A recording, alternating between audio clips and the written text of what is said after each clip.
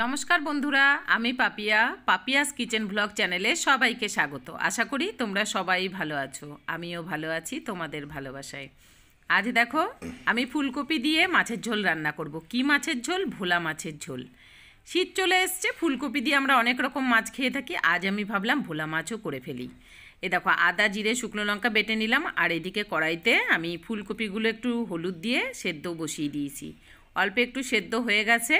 আমি এবার দেখো মশলাটা ওইদিকে তুলে নিলাম, আর এদিকে ফুলকপিগুলো জল ঝরিয়ে তুলে নিলাম। এবার কড়াইটা ভালো করে পরিষ্কার করে ওর মধ্যে একটু তেল আর একটু নুন দিয়ে দিয়েছি। সবসময় তেলের মধ্যেও গরম তেলে একটু নুন দেবে, তাহলে মাছ দেখবে কড়াইতে লাগবে না। এটা আমি প্রতি ভিডিওতেই, রান্নার ভিডিওতে বলার চেষ্টা করি। এরকম মাছগুলো সেরকম একটা কড়াইতে লাগলো না, সেরকম কি লাগলোই না। এরকম লাল লাল করে ভেজে তুলে নিলাম ভোলা মাছ। শুধু ভোলা মাছ আজকে ছিল তা বলবো না, আজকে দুটো অন্য মাছও ছিল, আমি ঠিক নাম জানি না। অনেকটা ঢেলা মাছের মতন দেখতে, কিন্তু ওটা ঢেলা মাছ না, অন্য একটা মাছ, আমি নামটা জানি না। তোমাদের জানা থাকলে তোমরা অবশ্যই কমেন্ট করে জানিও। এই মাছটা, এই মাছ 4 পিস বা 6 পিস ছিল। সেই মাছগুলোও আমি ভাবলাম এর মধ্যে দিয়ে দিই, একসাথে রান্না করব। তার ঝোলের দারুণ টেস্ট হয়েছিল। তোমরা এইভাবেই যদি রান্না করো দেখবে দারুণ টেস্ট হয়। শীতকালে তো এমনিই তরকারিতে টেস্ট হয়, ধনেপাতা থাকে, আরও বিভিন্ন রকমের সবজি থাকে। তা দেখো আমি আজকে ফুলকপি দিয়ে বানাবো বলে প্রথমে তেলের মধ্যে দেখো ফুলকপি লাল লাল করে ভেজে তুলে নিলাম। এ দেখো আমি বাইরে রান্না করছি, রোদ্দুরটা কখনো চলে যাচ্ছে কখনো আসছে, এই জন্য কড়াইটা একটুখানি অন্ধকার হয়ে গেছে। এবার আমি ফুলকপিগুলো ভেজে তুলে নিলাম, ওর মধ্যে আর একটু তেল দিয়ে জিরে ফোড়ন দিয়ে দিলাম, দিয়ে এর মধ্যে কেটে রাখা আলুগুলো দিয়ে দেবো, দিয়ে ভালো করে নাড়াচাড়া করে নেব। ঠিক এরকমভাবে। যারা এখনও আমার চ্যানেলটিকে সাবস্ক্রাইব করোনি প্লিজ সাবস্ক্রাইব করে দিও, আর পাশে থাকা বেল আইকনটা অবশ্যই প্রেস করো। আমি যখনই কোনো নতুন ভিডিও দেবো তোমাদের কাছে নোটিফিকেশান যাবে।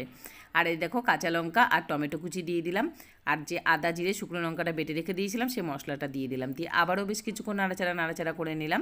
এবার এর মধ্যে একে একে দিয়ে দেবো নুন, আর দিয়ে দেবো একটু হলুদ আর একটু চিনি, দিয়ে বেশ ভালো করে নাড়াচাড়া করে মশলাটা যখন ভাজা ভাজা হয়ে যাবে তারপরে ওর মধ্যে আমি পরিমাণ মতন জল দিয়ে দেবো। আমার ভিডিওটি ভালো লাগলে সবাই লাইক করে দেবে, কমেন্ট করে দেবে, শেয়ার করে দেবে। সবাইকে অসংখ্য ধন্যবাদ পুরো ভিডিওটি দেখার জন্যে। এবার দেখো ফুলকপিগুলো দিয়ে ভালো করে নাড়াচাড়া করে নিলাম, নিয়ে যখন মশলাটা ভালো ভাজা ভাজা হয়ে গেছে তারপরে এর মধ্যে এবার আমি জল দিয়ে দেবো। এই যে দেখো পরিমাণ মতন এবার জল দেবো। তোমরা এইভাবে একবার, শীতকালে তো সব রকম সবজিই ভালো লাগে, কিন্তু ফুলকপি তো আমরা প্রচুর ভালোবাসি সবাই। এরকমভাবে ফুলকপি দিয়ে মাছ রান্না করে দেখো।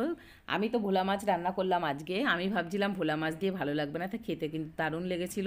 এই যে ঝোলটা ফুটে ওঠার পর তারপর আমি এর মধ্যে দিয়ে দিলাম ভেজে রাখা মাছগুলো, দিয়ে এই দেখো ভালোভাবে ফুটতে হবে। আর কাঠের উনুনের আগুনের তো এমনিই একটু স্বাদ বেশি হয়।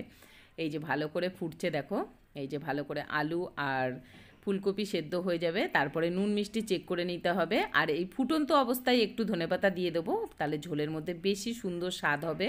কেননা ধনেপাতার তো একটা আলাদাই গন্ধ, সুন্দর তরকারিকে টেস্ট বেশি এনে দেয়।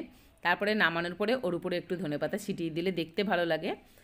শীতকালে ধনেপাতার সবজি জাস্ট দারুণ লাগে খেতে, আর দেখতেও অপূর্ব লাগে ওপর থেকে ছেটানো থাকে। তোমাদের কার কার ভালো লেগেছে অবশ্যই কমেন্ট করো। আবারও নেক্সট ভিডিও নিয়ে দেখা হবে। টাটা।